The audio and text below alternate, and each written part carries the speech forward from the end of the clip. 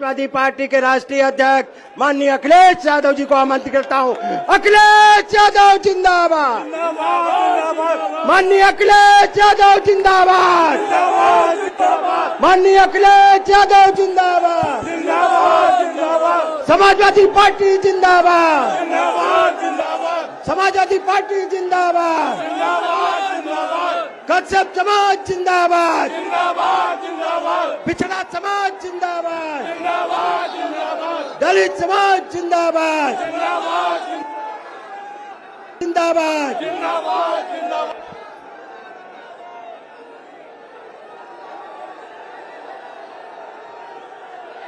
आज के कार्यक्रम में उपस्थित आज के कश्यप महासम्मेलन में उपस्थित बड़ी संख्या में कश्यप समाज के सभी हमारे बुजुर्ग आदरणीय बुजुर्ग, आज के कार्यक्रम की अध्यक्षता कर रहे आदरणीय सीताराम कश्यप जी और आज के कार्यक्रम के संयोजक और कश्यप समाज के बहुत बड़े संख्या में हमारे मंच पर सभी नेता, मंच पर उपस्थित राज्यसभा में सांसद Vishambar Nishad ji, MLC doctor Rajpal Kashyap ji, Sudhakar Kashyap ji, Mangeram Kashyap ji, BK Kashyap ji, Udayveer Kashyap, आदरणीय चौधरी लालता प्रसाद जी, किरणपाल कश्यप जी, पूर्व मंत्री शंखलाल मांझी जी, राजपाल सैनी जी, पार्टी के जिलाध्यक्ष प्रमोद त्यागी जी, विधायक संजय गर्ग जी, अतुल प्रधान जी, गौरव स्वरूप जी, अनिल सिंह जी, सतवीर प्रजापति जी, मनोज पारस जी, योगेश वर्मा जी, प्रमोद कश्यप, विनय पाल जी, जिया चौधरी साहब, गुलाम मोहम्मद जी, विजय कर्मा जी, स्वामी हमारे स्वामी जी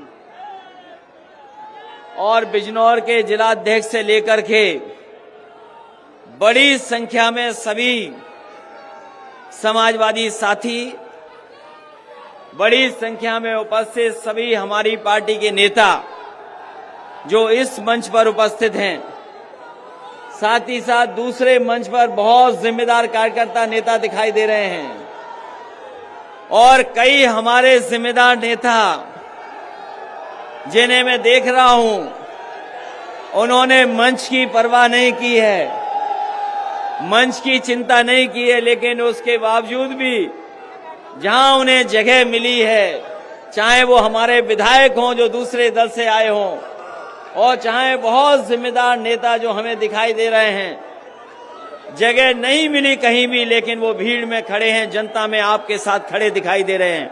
मैं एक एक साथी जो सभा में उपस्थित है उस कोने से लेकर के और आखिरी तक जो हमें दिखाई दे रहे हैं, मैदान में पूरा भरा दिखाई दे रहा है। मैं एक एक कार्यकर्ता का, नेता का, पिछड़े समाज के सभी नेताओं का और कश्यप समाज के सभी लोगों का बहुत बहुत धन्यवाद और आभार प्रकट करता हूं। आज कार्यक्रम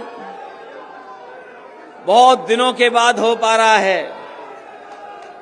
जिस समय पिछली बार कार्यक्रम तय हुआ था, जो पिछली तारीख थी जिसमें आपने तैयारी की थी, उस समय किसी कारण और बारिश के कारण हम आपके बीच में नहीं पहुंच पाए थे और जब दूसरी तारीख थी, हमारे तमाम नेता घबरा रहे थे कि पता नहीं लोग दोबारा आएंगे कि नहीं आएंगे। लेकिन मैं आपका धन्यवाद देना चाहता हूं कि जो कार्यक्रम नहीं हो पाया, उस समय जोश और उत्साह दूसरा था, तारीख बदल गई, लेकिन यहां के लोगों का जोश और उत्साह नहीं बदला है। और ये आपका उत्साह बता रहा है कि आने वाले समय में उत्तर प्रदेश का जो सरकार है उसको बदलने के लिए जनता ने अपना फैसला ले लिया है। अब कोई रोक नहीं सकता, बदलाव होना तय है। और इस बार किसानों ने गरीबों ने तय किया है कि इस भारतीय जनता पार्टी का सफाया करने का काम करेंगे। और मैं कह सकता हूं कि 22 अगली साल है, जो 22 अगली साल होने वाली है,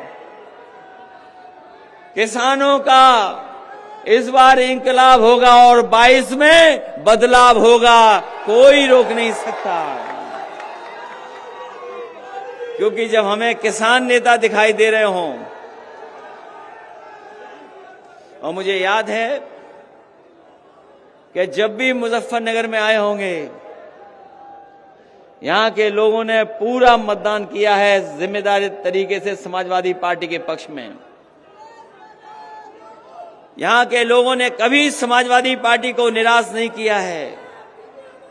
और इस बार तो जब से उत्तर प्रदेश के उस कोने से दरवाजे बंद होना शुरू हुए भारतीय जनता पार्टी के, ओम प्रकाश राजभर जी जब से आए हैं उस हिस्से से, वहां के लोगों ने तो दरवाजे बंद कर दिए भारतीय जनता पार्टी के।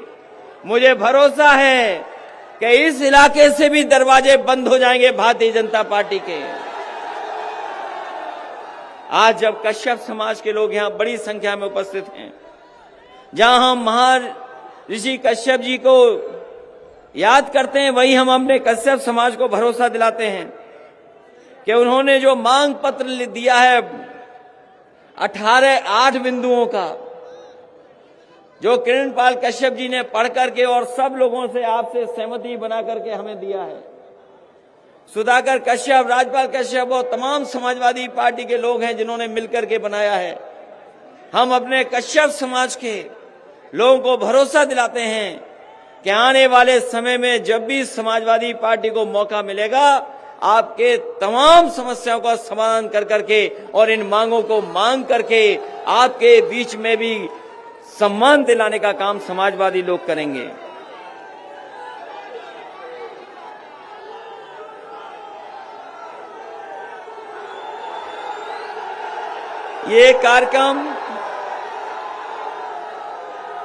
ये जो कार्यक्रम हो रहा है, अभी तो बहुत सारे गठबंधन भी होने हैं।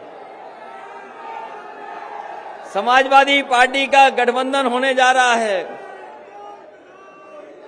कई दलों को साथ लिया है और बहुत जल्दी और दलों के साथ भी आने वाले समय में गठबंधन होगा। लगातार समाजवादी पार्टी जोड़ रही है लोगों को, लगातार समाजवादी पार्टी जोड़ने का काम कर रही है, दलों को जोड़ रहे हैं, किसानों को, मजदूरों को, नौजवानों को, व्यापारियों को, आज चाहे वो अगड़े हों, पिछड़े हों, सबको जोड़ने का काम समाजवादी पार्टी कर रही है। और जोड़ करके हम आपको कहना चाहते हैं, ये दूसरे दलों की सरकार तो आपने देख ली है, इन्होंने आपको धोखा दिया, आपको जो लालच देकर के वोट ले लिया, आपको सपने दिखा करके वोट ले लिया। लेकिन हमारे ये पिछड़े जानते होंगे, कश्यप समाज के लोग जानते होंगे, इन्होंने पूरी ईमानदारी से भारतीय जनता पार्टी को वोट दिया, लेकिन सत्ता में आने के बाद इनके हक और सम्मान को छीनने का काम किया।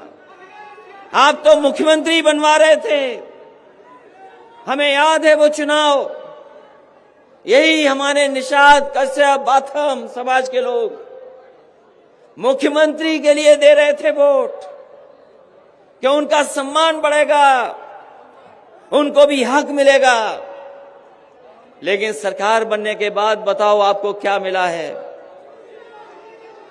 बताओ, आपके समाज के लोग आए हैं, जिम्मेदार लोग हैं, क्या मिला आपको?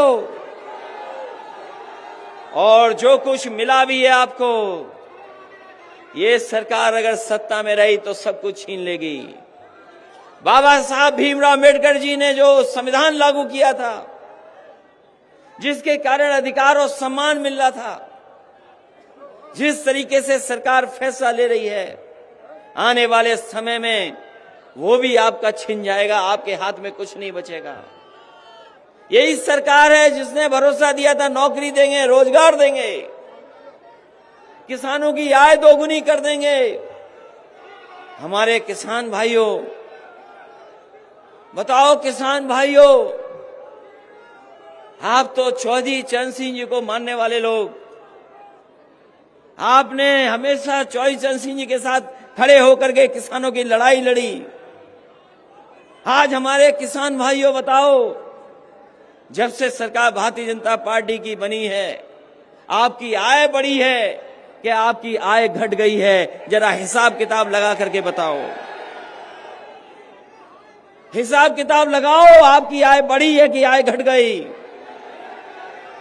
यही भारतीय जनता पार्टी के लोगों ने कहा कि हम किसानों की आय दोगुनी कर देंगे, आय दोगुनी हो जाएगी। किसान भाइयों बताओ, आय कहां दोगुनी हो गई आपकी?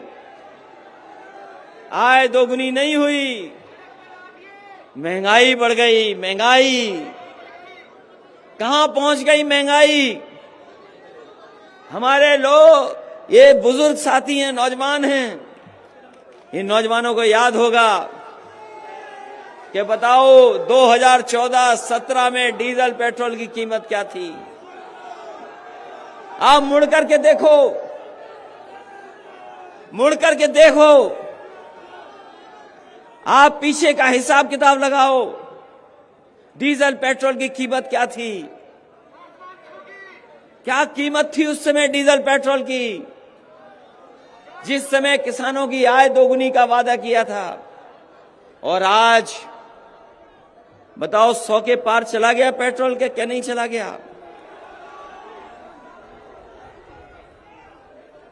100 रुपए हो गया कि नहीं हो गया? हमारे इन्हीं लोगों को भरोसा दिलाया था कि चप्पल पहनने वाले लोगों को हवाई जहाज में बैठाने का काम करेंगे। याद है कि नहीं याद है कि हवाई चप्पल वाले हवाई जहाज में चलेंगे?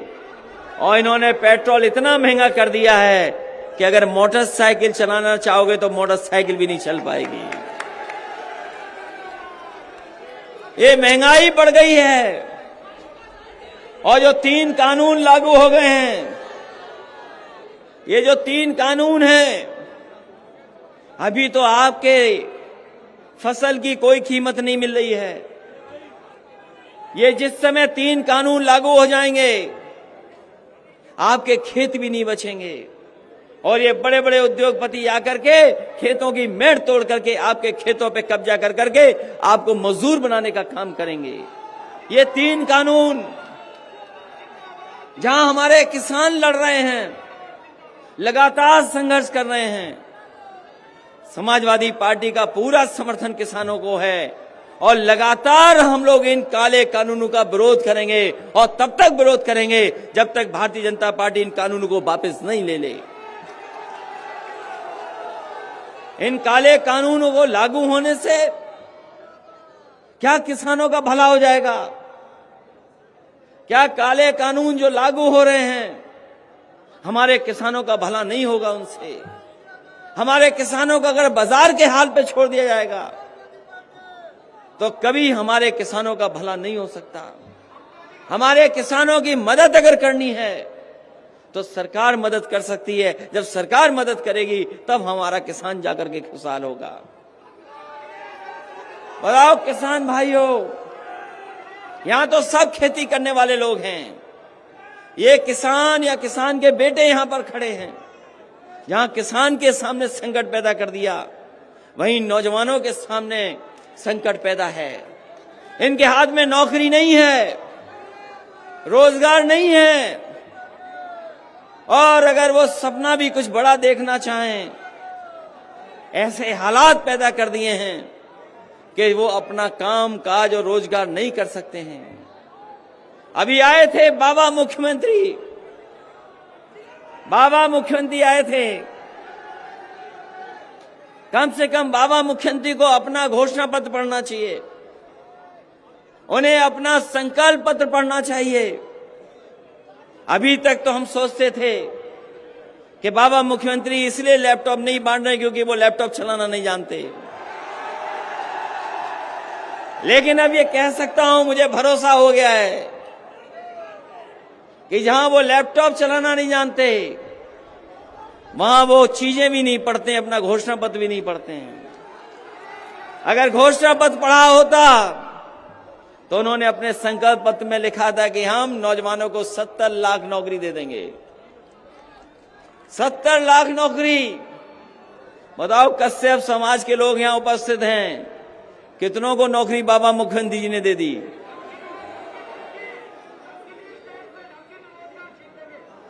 कोई नौकरी दी हो तो बताओ। और वो दिन याद करो जब एक बार बाबा मुख्यमंत्री जी कह रहे थे कि हम पे नौकरी तो बहुत है लेकिन हमारे नौजवानों में टैलेंट नहीं है। याद है कि नहीं याद नौजवान साथियों? एक बार मुख्यमंत्री से पूछा कि आप नौकरी नहीं दे रहे हो, इन नौजवानों को रोजगार नहीं दे रहे हो, तो हमारे मुख्यमंत्री जी कह रहे थे कि नौकरियां तो बहुत हैं, रोजगार तो बहुत हैं, लेकिन नौजवानों में टैलेंट नहीं है। इसलिए साथियों, तय करो आपको कौन सा मुख्यमंत्री चाहिए, कौन सी सरकार चाहिए।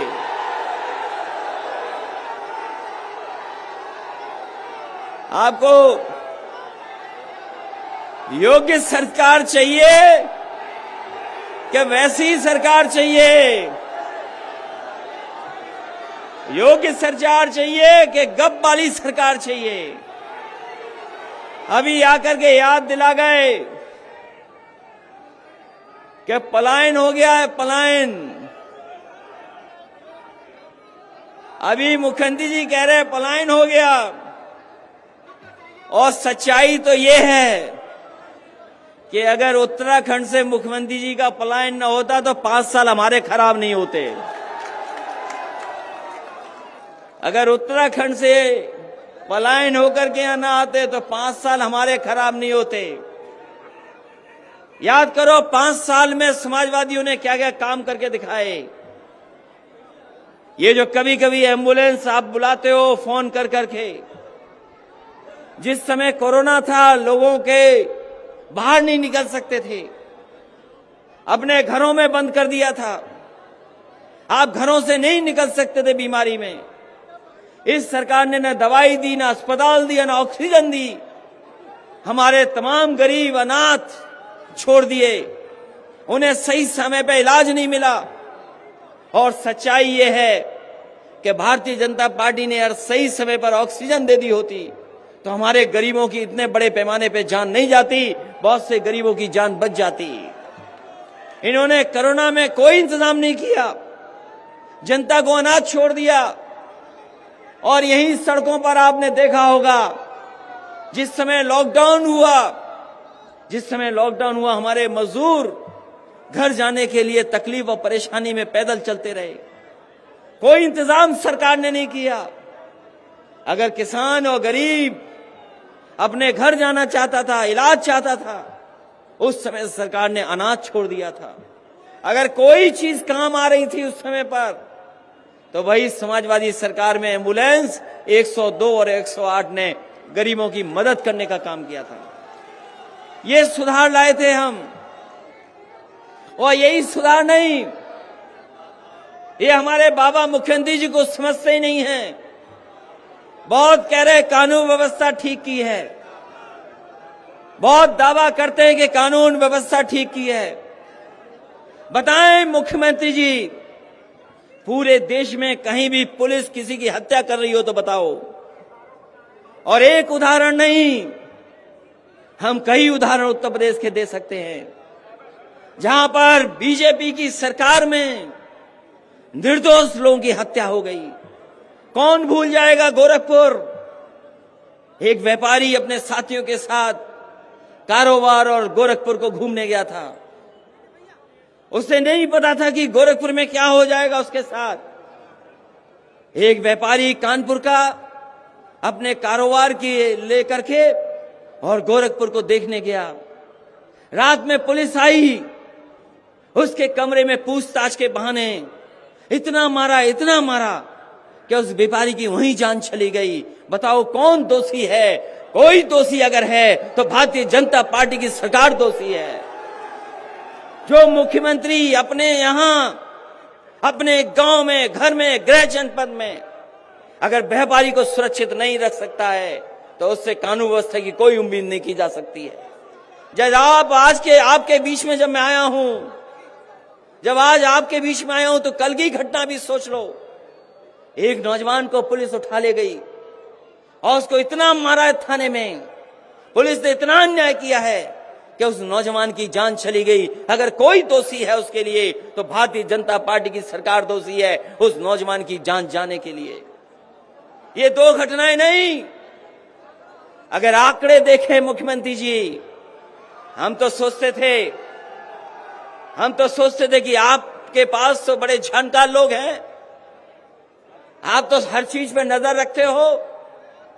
कभी नेशनल ह्यूमन राइट कमीशन का डाटा मंगवाना, कभी नेशनल ह्यूमन राइट कमीशन के डाटा मंगवाना कि अगर सबसे ज्यादा अन्याय जनता पर कहीं हो रहा है तो उत्तर प्रदेश में भारतीय जनता पार्टी की सरकार में अन्याय हो रहा है। सबसे ज्यादा कस्टोडियल डेथ अगर कहीं हुई है तो उत्तर प्रदेश में हुई है, यही भारतीय जनता पार्टी की सरकार में। आप ठोको नीति चला रहे हो, आप जिसको चाहो उसको ठोक दे रहे हो। कभी सोचा है उसका असर क्या हुआ? अभी हाल ही में फर्रुखाबाद में आपके जेलर पिट गए, आपके डिप्टी जेलर पिट गए, 30 से ज्यादा लोगों घायल हो गए, क्योंकि वहां पर जेल में यही नहीं पता था, अपराधियों को, पुलिस को यही नहीं पता था किसको ठोकें। पुलिस जेल के अंदर कैदियों को ठोक रही थी और कैदी पुलिस को ठोक रहे थे। यही आपकी कानून व्यवस्था है। और सबसे बेहतरीन, सबसे अच्छी सुविधा देने का काम समाजवादियों ने किया पुलिस को। कभी पुलिस विभाग में इतने प्रमोशन नहीं होंगे जितने समाजवादियों ने करके दिखाए। इतने प्रमोशन कभी नहीं हुए। और पुलिस काम आसानी से करे, पुलिस आसानी से काम करे, उसके लिए समाजवादियों ने काम करके दिखाया। ये जो 100 नंबर आप मिलाते हो फोन पर, पुलिस आपकी मदद के लिए पहुंच जाती है। ये अगर किसी ने सुविधा दी है तो समाजवादी लोगों ने 100 नंबर की सुविधा देने का काम किया। आपने सुविधा को बेहतर नहीं किया। आप टायर नहीं बदल पाए, आप गाड़ी के टायर नहीं बदल पाए, गाड़ी नहीं ठीक कर पाए, गाड़ियों की संख्या नहीं बढ़ा पाए। केवल एक काम किया है, 100 नंबर का नंबर 112 कर दिया है। 100 नंबर था वो 112 हो गया। और हम आपसे कहना चाहते हैं, अच्छा हुआ मुख्यमंत्री जी आपके बीच में नहीं आए, आपके बीच में नहीं आए। अगर वो रंग देख लेते पीला तो इसका रंग बदल देते। उनका सबसे अच्छा काम है विकास, सबसे अच्छा काम यही करते हैं, विकास में रंग बदल देते हैं, नाम बदल देते हैं। इसलिए ठोको नीति चलाने वालों ने उत्तर प्रदेश की कानून व्यवस्था बर्बाद कर दी। लोगों की जान गई जाने कितनों की। और विकास के नाम पर केवल नाम बदला जा रहा है, रंग बदला जा रहा है। और 4.5 साल बाद भी समाजवादियों के काम के शिलान्यास हो रहे, उद्घाटन हो रहे हैं। अभी तक मुख्यमंत्री वो काम नहीं कर पाए जो अपना शिलान्यास किया हो, उस काम को उद्घाटन कर दिया हो। इसलिए इस मौके पर हम आपसे कहना चाहते हैं कि जहां उत्तर प्रदेश के लोग बदलाव चाहते हैं, परिवर्तन चाहते हैं, बदलाव चाहते हैं, वो नहीं चाहते कि ऐसी सरकार हो जो झूठ बोलती हो, जनता को धोखा देती हो। वोट लिया पिछड़ों के नाम पर, लेकिन पिछड़ों को ही धोखा दे दिया। जो लोग पिछड़ों की गिनती नहीं कर सकते, जो लोग पिछड़ों की गिनती नहीं कर सकते, भूल जाओ पिछड़े लोगों, तुम्हारे लिए कोई कल्याणकारी योजना ला सकते हैं। और जो आपको अधिकार भी मिले थे नौकरी के, धीरे धीरे सब नौकरियां छीनी जा रही हैं। अगर नौकरियां देंगे भी तो बताओ, अगर बड़ी बड़ी संस्थाएं प्राइवेट हो जाएंगी, बिक जाएंगी, तो आपको नौकरी कहां मिलेगी? ये सरकार बेचने वाली है। अभी नोटबंदी के 5 साल गुजरे हैं। नोटबंदी में जो कहा गया था कि भ्रष्टाचार खत्म हो जाएगा, काला धन आ जाएगा, आतंकवाद खत्म हो जाएगा, आज सरकार को बताना चाहिए कि कितना भ्रष्टाचार खत्म हो गया है। आज भ्रष्टाचार कई गुना बढ़ गया है, अन्याय कई गुना बढ़ गया। और जहां कहीं अगर आप न्याय के लिए जाएंगे तो आपको अपमानित करने का काम ये भारतीय जनता पार्टी के लोग कर रहे हैं। इसलिए जनता बदलाव चाहती है, परिवर्तन चाहती है। इसलिए इस परिवर्तन के समय पर और बदलाव के समय पर जब हमारे कश्यप समाज के लोग निकल पड़े हैं, तो इनके साथ साथ और हमारे पिछड़ी जाति के लोग भी निकल पड़ेंगे। क्योंकि सरकार में सम्मान नहीं मिला है, नौकरी नहीं मिली, रोजगार नहीं मिला, अगर कुछ मिला है तो महंगाई मिली है, आपको अपमान मिला है। और ये तो गन्ने का क्षेत्र है। हमारे मुख्यमंत्री जी कह रहे थे कि आने वाले समय में गन्ने की कीमत क्या होगी, कितनी अनाउंस करके गए बताइए। सरकार ने कहा कि हम 340 रुपए प्रति क्विंटल देंगे, यही तो फैसला लिया सरकार ने। और अगर पर्ची देखी होगी तो बताओ पर्ची पे क्या कीमत दिखी है?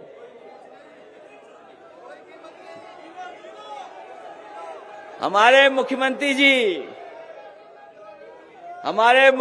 जी कह रहे थे कि अब गन्ने की कीमत बढ़ाई है सरकार ने, आखिरी साल में कीमत बढ़ाई,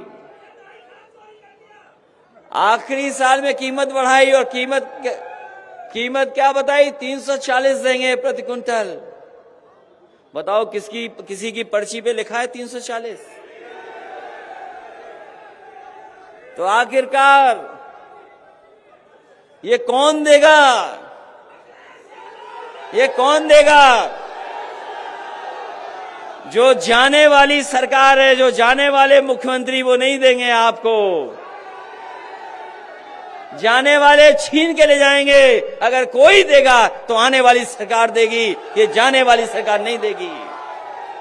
और ठीक कहा हमारे साथियों ने, खाद कहां है? खाद कहां है? खाद कहां मिल रही है? डीएपी कहां मिल रही है? कीटनाशक दवाई महंगी हो गई, सब कुछ महंगा कर दिया। सरकार खाद नहीं दे पा रही है, डीएपी नहीं दे पा रही है, बीज महंगे हो गए, हर चीज महंगी है, खाने पीने की सामान महंगे कर दिए।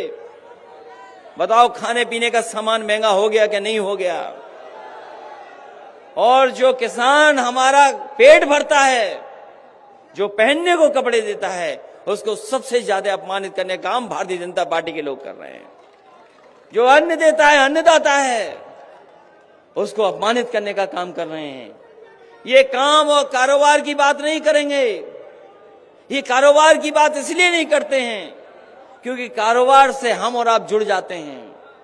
अगर कोई कारोबार होता है तो कोई एक जाति एक धर्म करती है, उससे जुड़ते सभी लोग हैं। कारोबार जोड़ता है हमें। ये कारोबार की इसीलिए बात नहीं कर रहे हैं। ये नफरत फैलाने वाले लोग हैं, ये लोगों के बीच में दूरियां पैदा करते हैं, ये खाई पैदा करने वाले लोग हैं। इसलिए आने वाले समय में इस चुनाव में जो होने जा रहा है उसमें जवाब देना और भारतीय जनता पार्टी का सफाया करके दिखाना।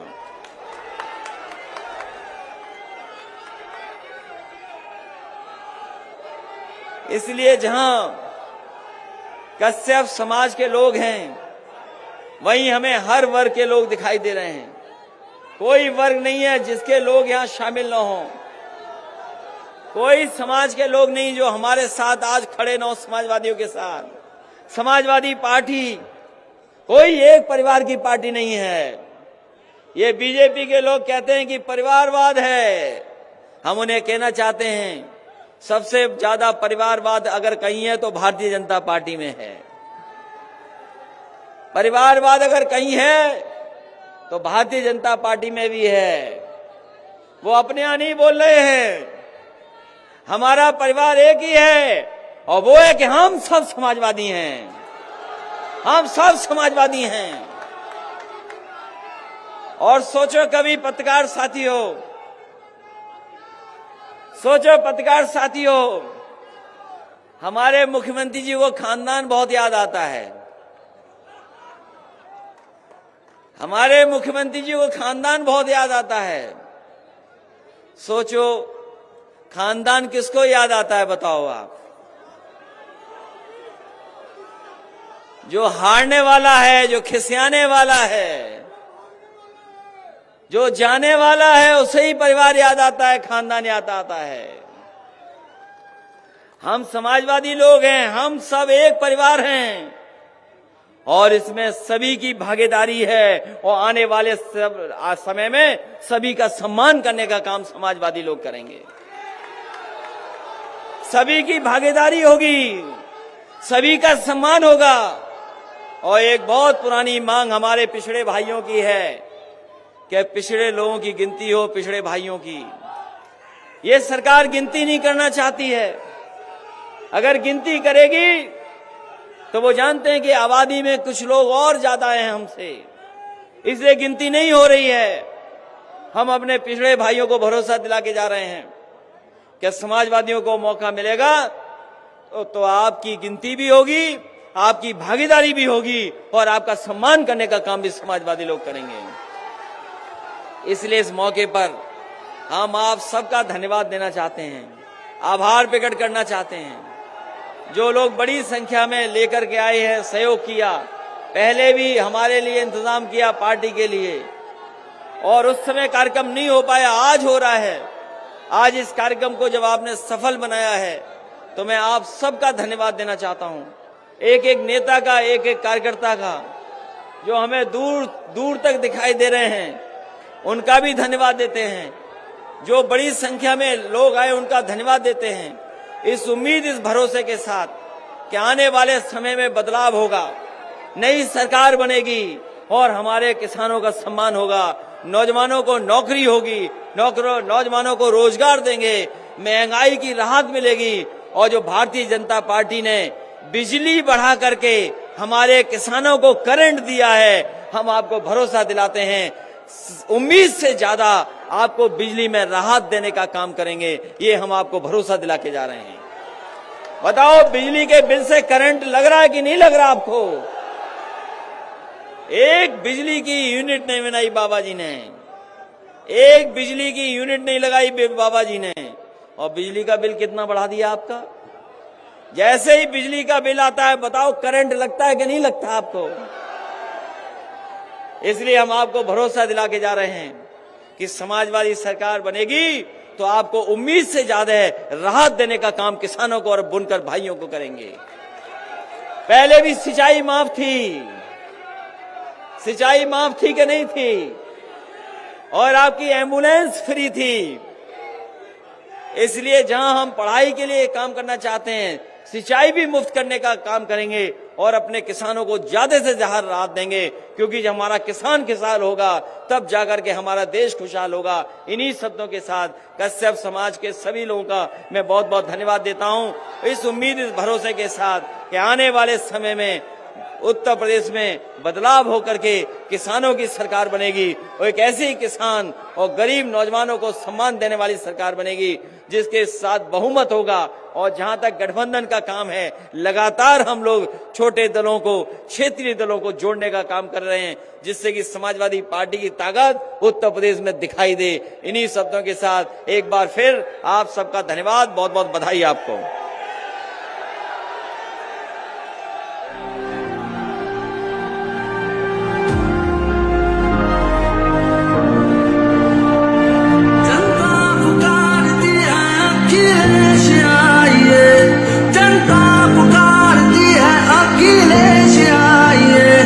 खुशहाली और विकास का सूरज उगाइए, खुशहाली और